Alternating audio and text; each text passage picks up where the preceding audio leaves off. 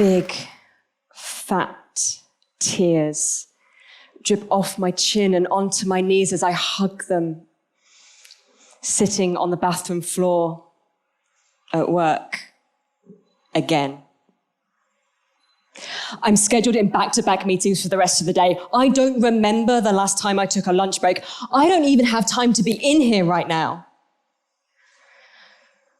I'm the head of programs for an international development consultancy, and I feel like I'm drowning. But it's just another day at the office.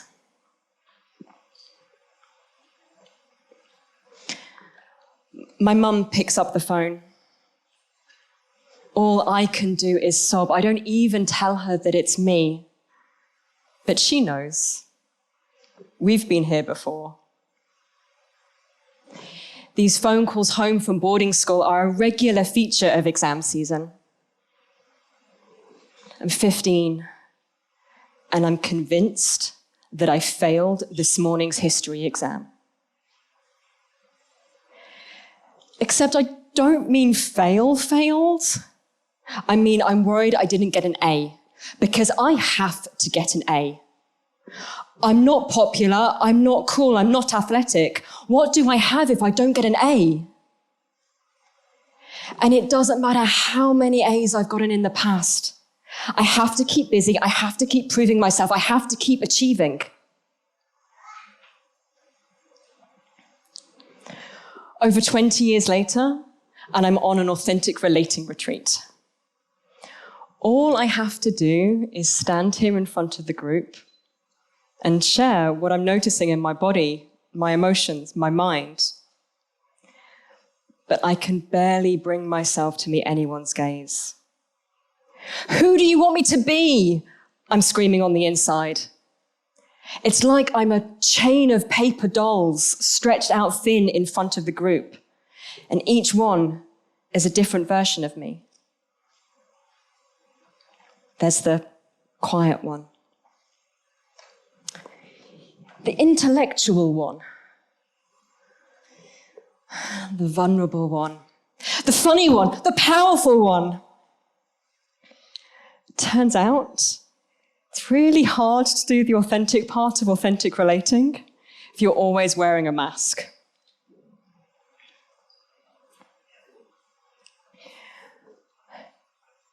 I've just been crying for 3 hours in a coaching session.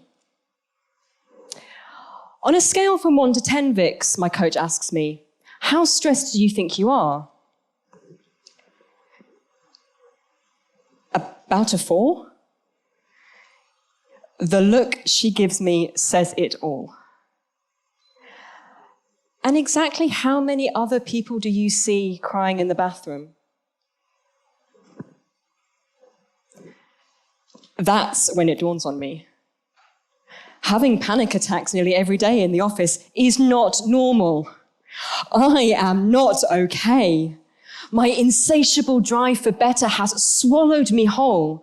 I've pushed myself so far past my limits, I can't even see them in the rearview mirror behind me.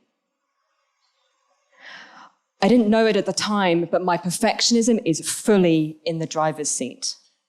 And I keep pushing and pushing and pushing and pushing and bulldozing over myself in an effort to keep up appearances, to keep achieving, to keep doing better.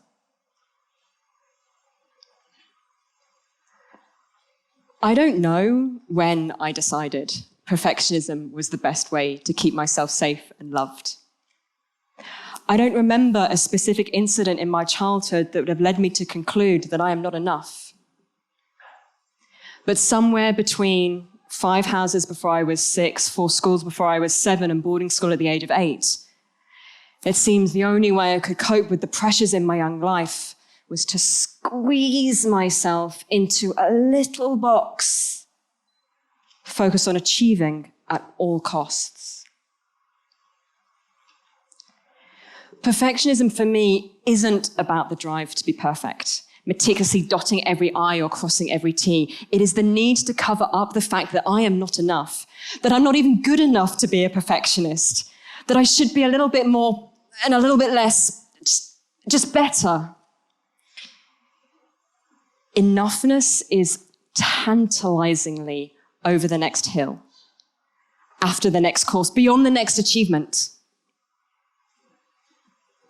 This was my normal. A coping strategy that worked for years until it didn't.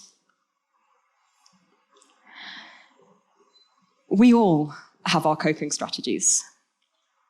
We learn ways of navigating the world, keeping ourselves safe, making sure that we're loved. People pleasing?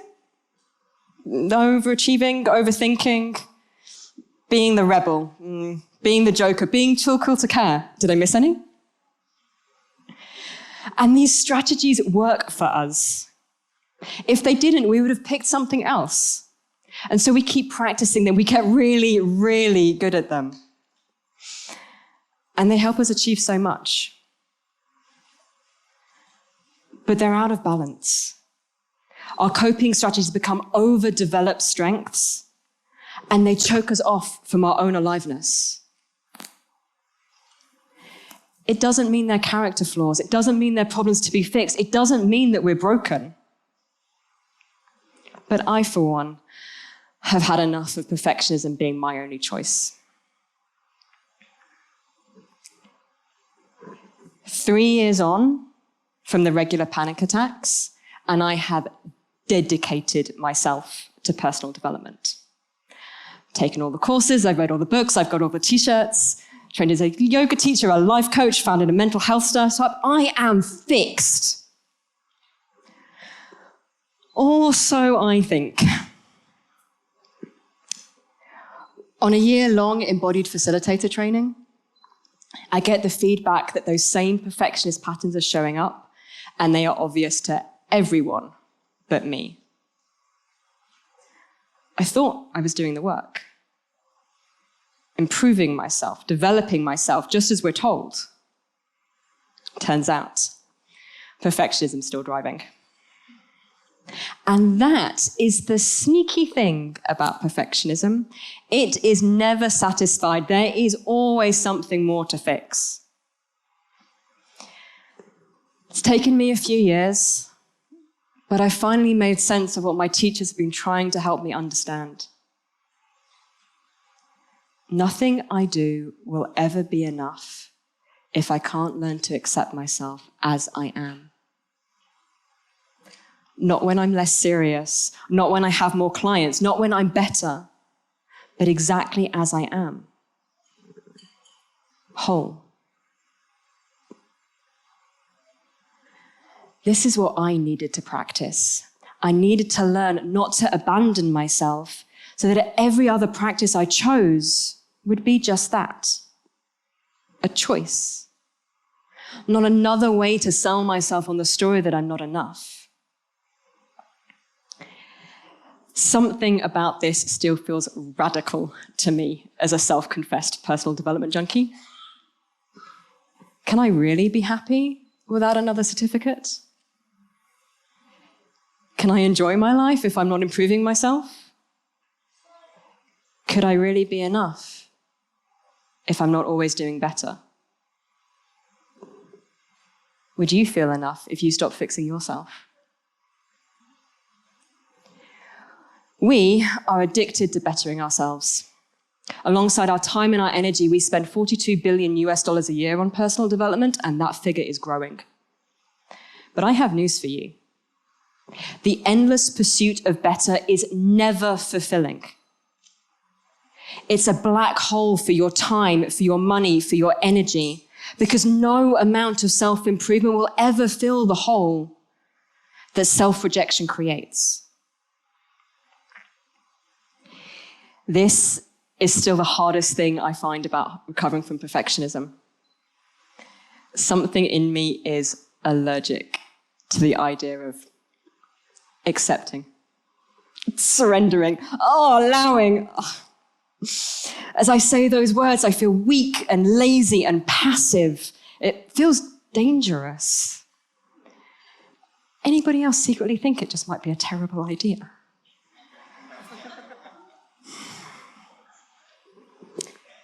But I keep learning that I might be misinformed. That wholeness isn't the sum of my achievements, that I can't better myself to enoughness, that there will never be a certificate that tells me it's okay to be me. There are still so many things I want to learn, so many courses I want to take, not because I need to present the perfect version of myself, not because I think you'll love me more, if only I was a little less highly strung. Not because who I am is insufficient, but because the more range I have, the more choices I have. Perfectionism means I only have one choice: do better. Wholeness means I can do anything. I am already whole. You are already whole. You are complete, even if you're not finished yet. I was so scared that I would end up small and weak and unable to take any action without perfectionism. How would I get anything done if I didn't bully myself into it? But in 2021, for the first time in 5 years, I didn't do any new training courses. I gave myself time off from being a constant beginner and never feeling good enough. And I allowed myself to integrate what I'd been learning, and it was a breath of fresh air. I had so much more energy when I stopped fighting myself and allowed myself to be where I am, so that the impulse to act came from my soul's inclination to grow, not my nervous system's need for safety.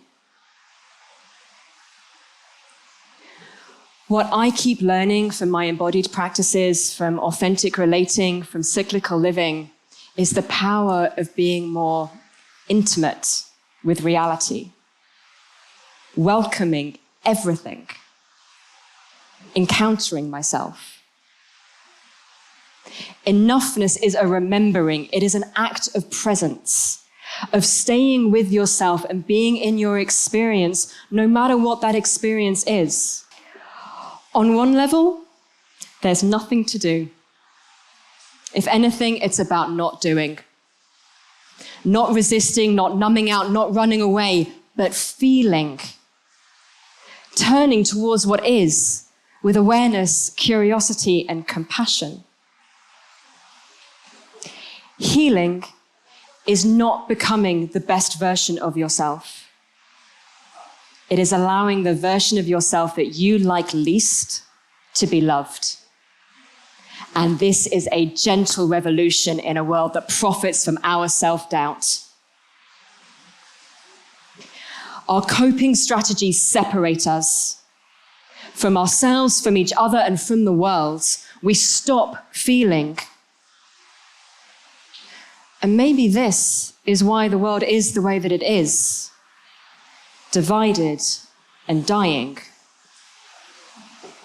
But instead of facing reality and maybe doing something about it, so many of us, myself included, pour our precious resources into fixing the one thing that isn't broken: ourselves.